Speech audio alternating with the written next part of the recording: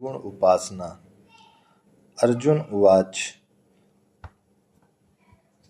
अर्जुन बोले, जो अनन्य प्रेमी भक्तजन पूर्वोक्त प्रकार से निरंतर आपके भजन ध्यान में लगे रहकर आप सगुण रूप परमेश्वर को और दूसरे जो केवल अविनाशी सच्चिदानंद घन निराकार ब्रह्म को ही अति श्रेष्ठ भाव से भजते हैं, उन दोनों प्रकार के उपासकों में अति उत्तम योगवेता कौन है? श्री भगवान बोले, मुझ में मन को एकाग्र करके निरंतर मेरे भजन ध्यान में लगे हुए जो भक्तजन अतिशय श्रेष्ठ श्रद्धा से युक्त होकर मुझ सगुण रूप परमेश्वर को भजते हैं, वे मुझको योगियों में अति उत्तम योगी मान्य हैं। अर्जुन प्रश्न करते हैं कि सगुण साकार का उपासक श्रेष्ठ है कि निर्गुण निराकार का उपासक श्रेष्ठ है। यह केवल अर्जुन का ही प्रश्न नहीं है, आज भी मानव के मन में ये प्रश्न उठते रहते हैं कि साकार भगवान की उपासना ठीक है कि निराकार की उपासना ठीक है। यह प्रश्न तो ऐसा है, अमृत के सागर का स्वाद ठीक है कि अमृत के आचमन का स्वाद ठीक है? स्वाद दोनों का एक है। स्वर्ण के बड़े पर्वत का कस और एक टुकड़े का कस, ये दोनों एक प्रकार के होते हैं। ऐसे ही खंड और अखंड दोनों के उपासकों को रस आता है। खंड वाला प्रारंभ है और अखंड वाला अंत है, लेकिन प्रश्न उपासना का है। निर्गुण निराकार की उपासना श्रेष्ठ है कि सगुण साकार की उपासना श्रेष्ठ है? अक्षर की उपासना श्रेष्ठ है कि क्षर की उपासना श्रेष्ठ है? अक्षर माने जो क्षर ना होता हो, परिवर्तित ना होता हो, बदलता ना हो, उस अक्षर निर्गुण की उपासना श्रेष्ठ है कि रूप लावण और माधुर्य से भरे हुए लीला और पुरुषोत्तम मर्यादा पुरुषोत्तम इष्ट देव के श्री विग्रह स्वरूप का चिंतन भजन श्रेष्ठ है? सच पूछो तो हर व्यक्ति की अपनी क्षमता अपनी योग्यता होती है। आप यहाँ आश्रम में बैठे हैं, आपको यदि नदी के उस पार जाना हो तो नाव ठीक है और शहर में जाना हो तो स्कूटर उत्तम है। नदी पार करने में स्कूटर का काम नहीं और शहर में जाने के लिए नाव उपयोगी नहीं। यहाँ से मेहसाना जाना हो तो बस उत्तम है और दिल्ली जाना हो तो ट्रेन उत्तम है। यहाँ से अमेरिका जाना हो तो हवाई जहाज़ उत्तम है। आपके पास पर्याप्त धन है तो हवाई जहाज़ ठीक है, अन्यथा स्टीमर आपके लिए उत्तम है। हर व्यक्ति की अपनी अपनी योग्यता होती है।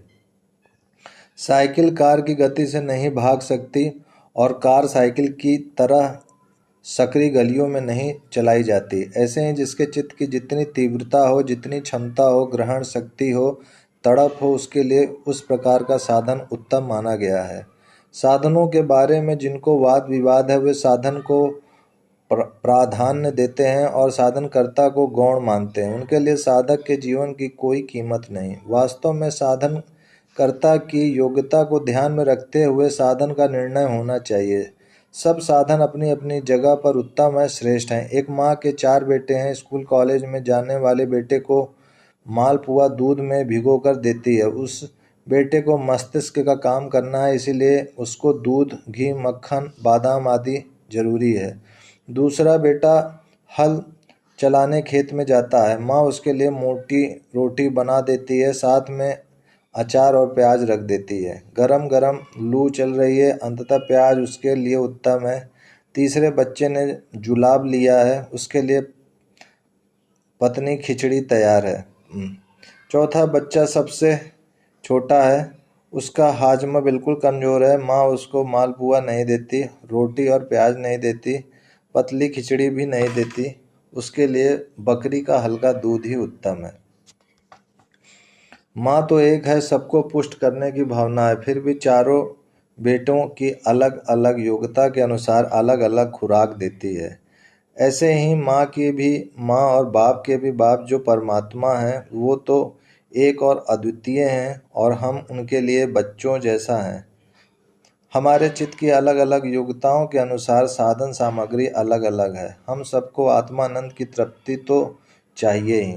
जैसे उन बेटों को अपने प्राणों की भूख मिटानी है, वैसे ही हम लोगों को सुख के लिए तड़पते हुए जीवों को परम सुख प्राप्त करके मन की भूख मिटानी है। लक्ष्य एक है लेकिन साधन अनेक है। साधन को यदि साधन समझकर प्रारंभ किया जाए तो कोई आपत्ति नहीं है। साधन को यदि साध्य समझकर बैठे रहे तो गड़बड़ी हो जाती है। महात्मा दो प्रकार के उपदेश दिया करते हैं। कोई उनके पास जाए और कहे कि बाबा जी हम किसकी उपासना करें, तो महापुरुष पूछेंगे तुम कौन से देव से प्रीति करते हो, तुम्हें कौन अपना इष्ट लगता है। जैन होगा तो बोलेगा मैं महावीर को मानता हूँ, तो वो कहेंगे हाँ महावीर भगवान है, उन जैसा भगवान दुनिया में हुआ ही नहीं, तुम महावीर की उपासना करो, महावीर का ध्यान करो। महावीर मौन रहते थे, तुम भी थोड़ा मौन रहा करो। वे सुख दुख में सम रहते थे, तुम भी सम रहा करो। भगवान श्री कृष्ण का कोई भक्त पूछेगा तो कहेंगे अरे श्री कृष्ण का स्मरण करते ही चित्त आकर्षित हो जाता है। श्री कृष्ण विषम परिस्थितियों में भी सदा सम रहे। श्री कृष्ण देव भी हैं, भगवान भी हैं, गुरु भी हैं। कृष्णम वंदे जगत गुरुम। श्री कृष्ण साकार भी हैं और निराकार भी हैं, आनंद स्वरूप भी हैं और प्रेम स्वरूप भी हैं, वक्ता भी हैं, श्रोता भी हैं। शिष्य की जगह पर पूर्ण शिष्य हैं, गुरु की जगह पर पूर्ण गुरु होते हैं। गुरु भी ऐसे कि उनकी बराबरी कोई ना कर सके, विनोद में ऐसे कि पूरे नटखट नागर, गप्पी दास ऐसे कि उनके बराबर की कोई गप नहीं लगेगा सकता, और समता भी ऐसी कि उनकी तुलना किसी के साथ नहीं हो सकती। श्री कृष्ण तो श्री कृष्ण है। मैं भी श्री कृष्ण की पूजा करता हूँ, वे ही सर्वश्रेष्ठ हैं। आप भी पूरी निष्ठा से उनकी उपासना में लगे रहो। आएगा कोई शिव जी का भक्त तो बोलेंगे ओह शिव जी अन्य तो सब देव हैं, लेकिन शिव जी महादेव हैं, वे देवों के भी देव हैं। जगे हुए आत्मनिष्ठ महापुरुष जिस इष्ट देव में आपकी श्रद्धा होगी, उस इष्ट देव के प्रति आपकी भावना विशेष रूप में जागृत करते हैं। लोग बोलते हैं अंधश्रद्धा अंधश्रद्धा। किसी चीज को देखकर मान लो, उसका गुण जानकर, उसका स्वाद चखकर बाद में उसका चिंतन करो, इसमें कोई बड़ी बात नहीं है। लेकिन जिसको हम मिले नहीं, जिसको देखा नहीं, जिसके गुण जाने, उसको यदि प्यार करते हो, उसका स्मरण करते हो, चिंतन करते हो, तो यह अधिक योग्यता का चिन्ह है। बिना श्रद्धा के, बिना भाव के यह योग्यता नहीं आती। भगवान यहाँ कहते हैं कि जो परम श्रद्धालु नित्य युक्त रहकर मुझ में अपना मन लगाते हैं, मेरी उपासना करते हैं, वे मेरी दृष्टि से उत्तम योगवेता हैं। पूजा उपासना का लक्ष्य यदि परमात्मा प्राप्ति नहीं है और पुजारी होकर 300 रुपए की नौकरी करते रहें, मूर्ति की सेवा पूजा करते रहें, तो भी जीवन में कोई फर्क नहीं पड़ेगा। मूर्ति की सेवा पूजा उपासना में यदि प्रेम है, भावना है, लक्ष्य ईश्वर प्राप्ति का है, तो वह उपासना खंड की होते हुए भी हृदय में अखंड चैतन्य की धारा का स्वाद दे देगी। मूर्ति में भी अखंड चैतन्य की चमक देखते हैं तो जीवन उपासना में बन जाता है। श्रद्धा माने अंधविश्वास नहीं, अपितु विश्वास की पराकाष्ठा। बिना देखे उस वस्तु का चिंतन हो और अन्य चिंतन खो जाए, उसका नाम है श्रद्धा। ईश्वर का चिंतन करते करते जगत का चिंतन खो जाए। आपकी उपासना चाहे राम की हो, चाहे रहीम की, श्री कृष्ण की हो, चाहे क्राइस्ट की, महावीर की हो, चाहे बुद्ध की, देवी की हो, चाहे देवता की, लेकिन उपासना का फल है राग द्वेष का कम होना। जगत की इच्छाएं वासनाएं कम होती जाएं, राग द्वेष कम होते जाएं, बिना इच्छा वासना के निरामय स्वाद के द्वार खुलते जाएं, यही सारी साधनाओं और उपासनाओं का फल है। सर्वम कर्माखिलम पार्थ ज्ञाने परिसमापयते। राग द्वेष जब कम होता है तब अंदर ही ज्ञान का दरिया, सुख का सागर छलकने लगता है। मनुष्य परम स्वतंत्र का अनुभव करता है। कुछ महात्मा ऐसे होते हैं कि जो भक्त की रुचि देखकर, उसकी इष्ट देव की पसंद देखकर उसी साकार स्वरूप के प्रति विशेष श्रद्धा जगाते हैं और साकार की सेवा, पूजा, चिंतन, मनन, स्नान, पंचामृत, उसके उत्सव की महिमा आदि बताते हैं। शिव जी के भक्त को शिवरात्रि, राम जी के भक्त को रामनवमी, श्री कृष्ण के भक्त को जन्माष्टमी, महावीर के भक्त को महावीर जयंती, झूले लाल के भक्त को चेटी चंड आदि पर्वों में पर्वत करते हैं। इस प्रकार उनका चित्त अनेक से हटाकर एक में केंद्रित कर देते हैं। कुछ महात्माओं से पूछो कि महाराज ईश्वर क्या है, कहाँ है, कैसे है, क्या करते हैं, तो वे बोलेंगे मैं ही परमात्मा हूँ, तेरे सामने उपस्थित हूँ, मेरी पूजा कर, मुझे ही देख, मुझे ही समझ, तेरे सामने उपस्थित हूँ, मेरी ही पूजा कर, मुझे ही देख, मुझे ही समझ, मैं जो करता हूँ वो उचित है और जो नहीं करता वो गलत है।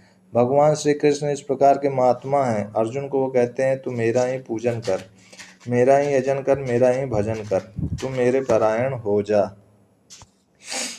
रमण महर्षि के इर्द गिर्द दो प्रकार के भक्त थे जिनका मन साकार में विशेष लगता था। वे रमण महर्षि को भगवान मानकर उपासना करते थे। जिनकी बुद्धि तत्व को समझने में विशेष रुचि रखती थी, वे रमण महर्षि से तात्विक स्वरूप का उपदेश सुनकर उनको व्यापक अखंड चैतन्य मानते थे। उड़िया बाबा के पास एक आदमी आया, बोला, महाराज, भगवान साकार हैं कि निराकार हैं? ब्रह्मवेता साकार हैं कि निराकार हैं? बाबा जी, ये जो शरीर दिखता है वह आप हैं कि शरीर में छिपा हुआ जो आत्मा है वह आप हैं? बाबा जी ने कहा, पागल, मैं दोनों हूँ। मैं शरीर को छोड़कर ब्रह्म नहीं हूँ, शरीर सहित ब्रह्म हूँ। यह शरीर भी ब्रह्म है। शरीर को बाधित करने की प्रक्रिया तो जिज्ञासुओं को दी जाती है। नाम और रूप को बाधित करा के उन्हें तत्व का उपदेश दिया जाता है ताकि वे कहीं संसार में ना फंसें, न जाएं। जिज्ञासु जब ऊंचा उठता है और आखिरी घड़ियों में आता है, तब उसको कहा जाता है कि सर्वखलितम ब्रह्म है। जब सब कुछ ब्रह्म है तो यह शरीर अब्रह्म कैसे हुआ? कई लोग कहते हैं कि गुरु तो तत्व है, गुरु तो चिन्मय वपु है, गुरु तत्व है तो गुरु का शरीर क्या भूत है? चिदानंदमय देह तुम्हारे विगत विकार कोई जाने अधिकारी। जब सब ब्रह्म है, व्यक्त और अव्यक्त ब्रह्म है, तो उड़िया बाबा की देह अब्रह्म है क्या? गुरु को केवल तत्व मानकर घर में ही प्रणाम कर लेते हैं, गुरु के पास जाना टालते हैं। वे लोग अपने आप से धोखा करते हैं। उनका अहम बचने की कोशिश करता है, गुरु के सामने झुकने में डर लगता है। ऐसी कौन सी जगह है जहाँ गुरु नहीं है? ऐसा कहकर लोग घर में ही बैठे रहते हैं। वासनाओं को पोषने का यह एक ढंग है। पत्नी के बिस्तर पर जाएंगे लेकिन गुरु के आश्रम में नहीं जाएंगे। गुरु को केवल तत्व मानकर उनकी देह का अनादर करेंगे तो हम निगुरे रह जाएंगे। जिस देह में वह तत्व प्रकट होता है वह देह भी चिन्मय आनंद स्वरूप हो जाता है। समर्थ रामदास का आनंद नामक एक शिष्य था। वे उसको बहुत प्यार करते थे। अन्य शिष्यों को यह देखकर ईर्ष्या होने लगी। वे सोचते, हम भी शिष्य हैं, हम भी गुरुदेव की सेवा करते हैं, फिर भी गुरुदेव हमसे ज्यादा प्यार आनंद को देते हैं। एक बार समर्थ रामदास ने एक युक्ति की। अपने पैर में एक कच्चा आम बांधकर ऊपर कपड़े की पट्टी लगा दी। फिर पीड़ा से चिल्लाने लगे, पैर में फोड़ा निकला है, बहुत पीड़ा करता है, आह ओह। कुछ दिनों में आम पक गया और उसका पीला रस बहने लगा। गुरुजी पीड़ा से ज्यादा कराने लगे। सब शिष्यों को बुलाकर कहा, अब फोड़ा पक गया है, फट गया है, उसमें मवाद निकल रहा है, मैं पीड़ा से मरा जा रहा हूँ, कोई मेरी सेवा करो। यह फोड़ा अपने मुंह से कोई चूस ले तो मिट सकता है। सब शिष्य एक दूसरे का मुंह ताकने लगे। बहाने बना बनाकर एक एक करके सब खिसकने लगे। शिष्य आनंद को पता चला। वह तुरंत आया और गुरुदेव के पैर को अपना मुंह लगाकर फोड़े का मवाद चूसने लगा। गुरुदेव का हृदय भर आया। बोले, बस आनंद, बस, मेरी पीड़ा चली गई। मगर आनंद ने कहा, गुरुजी, आप क्या छोड़ूं? ऐसा माल मिल रहा है, फिर छोड़ूं कैसे? ईर्ष्या करने वाले शिष्यों के चेहरे फीके पड़ गए। बाहर से फोड़ा दिखते हुए भी भीतर से आम का रस है। ऐसे ही बाहर से फोड़े जैसे दिखने वाले गुरुदेव के शरीर से आत्मा का रस टपकता है। महावीर के समक्ष बैठने वालों को पता है कि क्या टपकता है। महावीर के सानिध्य में बैठने से संत कबीर के इर्द गिर्द बैठने वालों को पता है। श्री कृष्ण के साथ खेलने वाले ग्वालों और गोपियों को पता है कि उनके सानिध्य में क्या बरसता है। अभी तो विज्ञान साबित करता है कि हर व्यक्ति के वाइब्रेशन, स्पंदन उसके इर्द गिर्द फैलते हैं। क्रोधी और लोभी है तो वैसे वाइब्रेशन, स्पंदन फैलते हैं।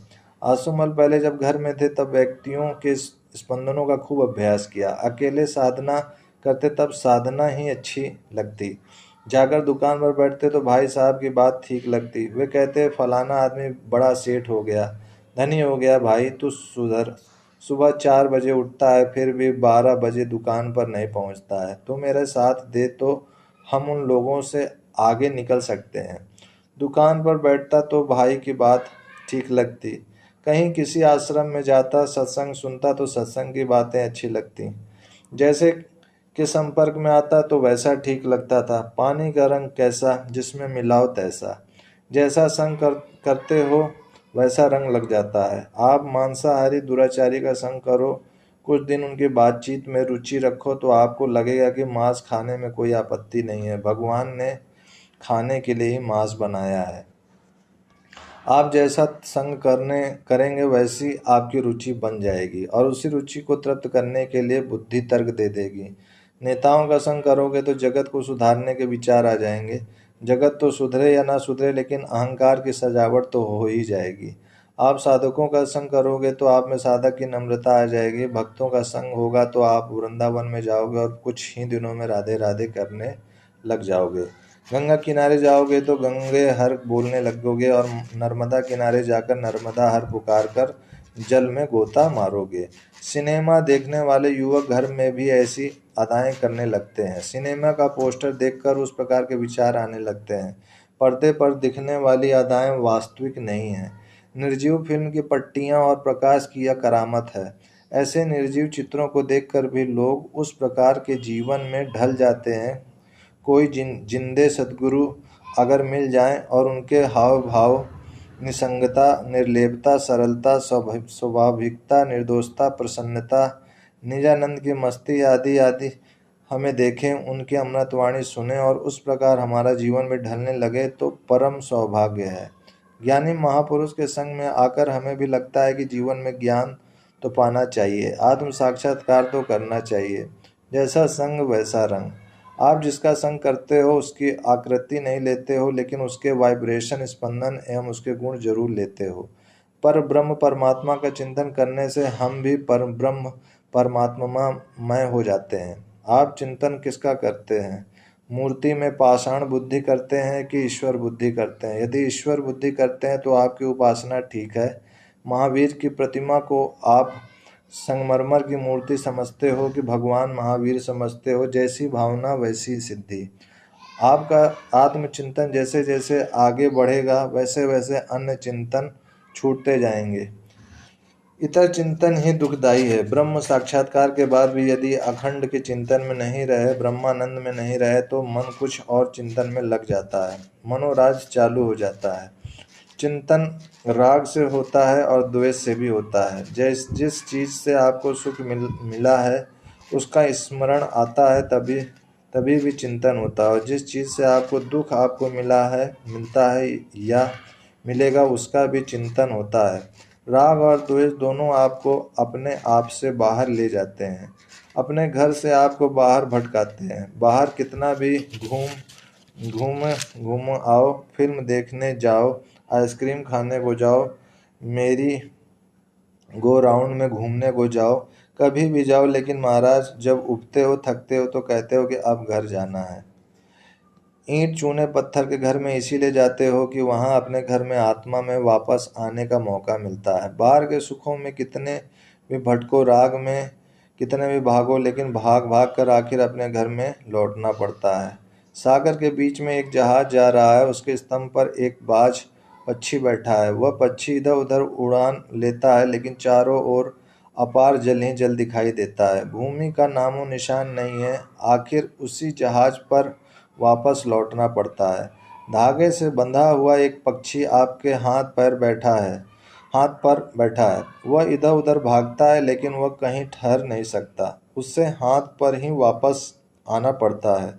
इसी प्रकार हमारा चित्त परमात्मा से बंधा है, उसी परमात्मा की सत्ता से दौड़ता है। चित्त कितना भी दौड़े, लेकिन कहीं विश्रांति की जगह नहीं। पूरा दिन दौड़ दौड़कर रात को झक मार के हृदयस्थ परमात्मा में आना पड़ता है, मगर नींद में पर्दे के होते हुए, अज्ञान के होते हुए परमात्मा से मिलता है। इसीलिए उसमें टिकता नहीं और फिर भागता है सुख पाने के लिए।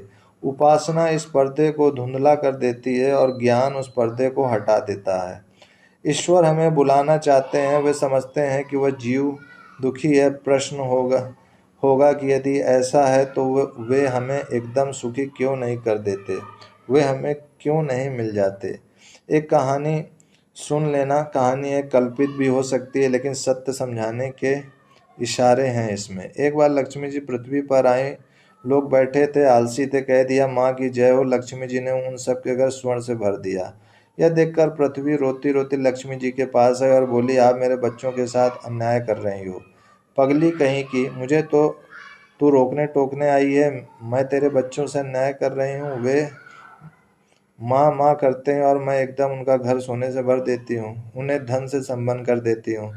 भगवती वे थोड़ा सा मांगे और आप धन के ढेर लगा दोगी तो उनमें छुपी हुई जो पुरुषार्थ की शक्ति है वह विकसित नहीं होगी। वे पराधीन हो जाएंगे, भिखमंगे हो जाएंगे, स्वामी नहीं बन पाएंगे, पुरुषार्थ करने की योग्यता नष्ट हो जाएगी।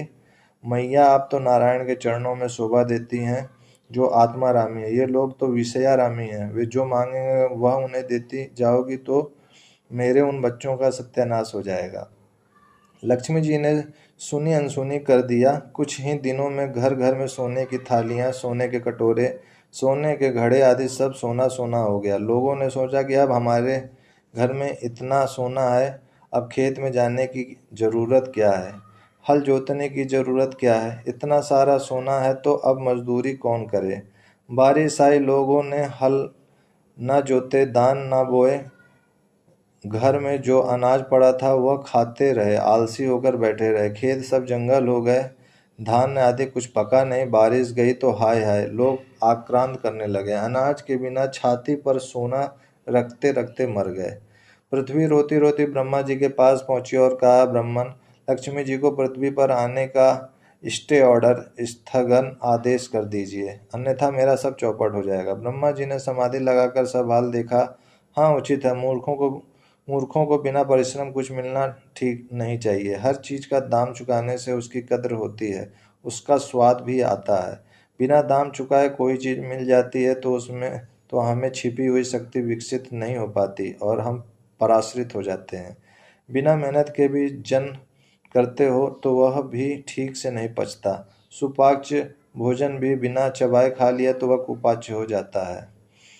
फिर लंबी लंबी डकारें आती हैं तो बोलते हो, मुझे किसी ने कुछ कर दिया है। अरे भैया, आपको किसी ने कुछ नहीं किया है, आपने ही अपने आप से सब कुछ किया है। बिना चबाए भोजन खाया, पेट भर और फिर तुरंत सो गए तो क्या होगा। भोजन के बाद थोड़ा टहलना चाहिए ना। परिश्रम इस सृष्टि का नियम है। प्रकृति का यह नियम है कि जो चल से पैदा हुआ है उसको ठीक रखने के लिए भी चल रखना पड़ता है। प्रकृति का स्वभाव है चल, मन का स्वभाव है किसी न किसी का चिंतन करना। जिस किसी का चिंतन करते हो तो भगवान बोलते हैं, मेरा ही चिंतन कीजिए ना। जब किसी न किसी का उपासना करते हैं, पैसों की, पत्नी की, पुत्र की, मकान की, दुकान की, तो भगवान कहते हैं, मेरी ही उपासना कीजिए ना। शरीर का जन्म ही कर्म से हुआ है, ज्ञानी हो चाहे अज्ञानी। यह शरीर एक क्षण भी क्रिया के बिना नहीं रह सकता। कहते हैं कि बड़े बड़े संत कुछ भी नहीं करते हैं, ऐसे ही चुप बैठे रहते हैं समाधि में, तो समाधि भी तो करते ही हैं। कुछ भी नहीं करोगे तो मन मनोराज में चला जाएगा। मनोराज हटाने के लिए ओमकार का जप करते हैं, बाद में जप छोड़ने का भी जप करते हैं। जब छूट जाता है, कुछ ना करने का क्षण आता है, तब खबरदारी रखते हैं कि मनोराज तो नहीं हो रहा है, तंद्रा तो नहीं हो आ रही है, नींद तो नहीं आ रही है, रस स्वाद तो नहीं आ रहा है। ओम ओम ओम।